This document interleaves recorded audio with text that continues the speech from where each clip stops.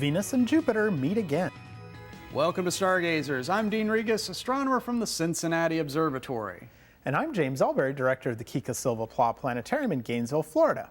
Last summer, Venus and Jupiter lined up in such a way that they performed a super scoochie in the evening sky as viewed from Earth. Now, the official astronomical term for a planetary scoochie is a conjunction.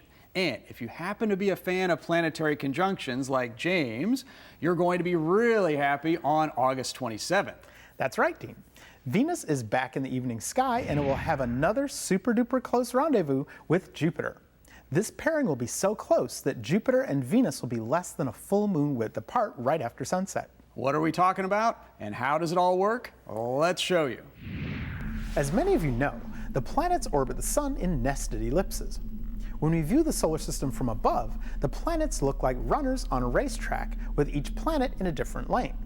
Mercury being the closest planet to the sun, then Venus, then Earth, and then Mars, and so on. As we travel around the sun, we're all traveling at different speeds. The astronomer Johannes Kepler noticed that planets closer to the sun travel faster than those farther away. For example, it takes Mercury only 88 Earth days to orbit the sun, moving at a brisk 106,000 miles per hour.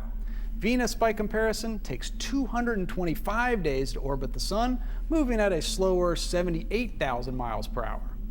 Earth takes roughly 365 days to orbit the sun, traveling approximately 66,000 miles per hour.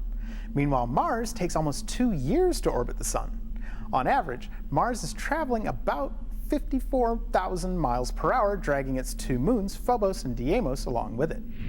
As we get further from the sun, Kepler's observations of planetary motion still hold true. Jupiter takes almost 12 years to orbit the sun, traveling at a pokey 29,000 miles per hour. Jupiter was at its closest approach to Earth this year back in early February. Since that time, Earth has traveled over 237 million miles, leaving Jupiter behind. Venus, which is traveling faster than the Earth, has rounded the sun and is now emerging from behind the sun. As it travels, it will appear along our line of sight with respect to Jupiter. And this is what causes a conjunction. Now you're probably asking yourself, why don't Venus and Jupiter get super close every year? Let's show you.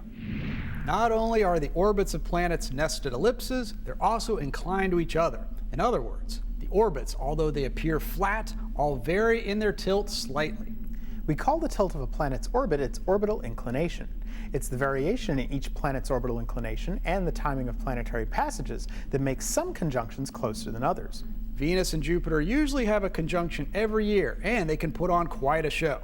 For example, in July 2012, Venus and Jupiter had a close conjunction in the constellation Taurus the Bull just before sunrise on July 15th. Then in May 2013, Venus and Jupiter had an even closer conjunction and were joined by Mercury on the evening of May 28th. Then in August 2014, Venus and Jupiter had an impressively close conjunction in the pre-dawn sky on August 18th. If you notice, there's a pattern here. Each year, we alternate between morning conjunctions and evening conjunctions.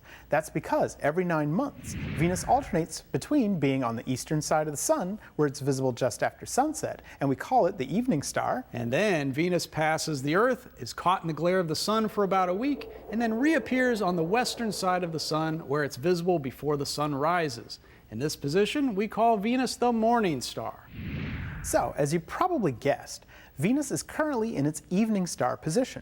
And after sunset on August 27th, we'll experience one of the closest Venus-Jupiter conjunctions humans have seen in a long time.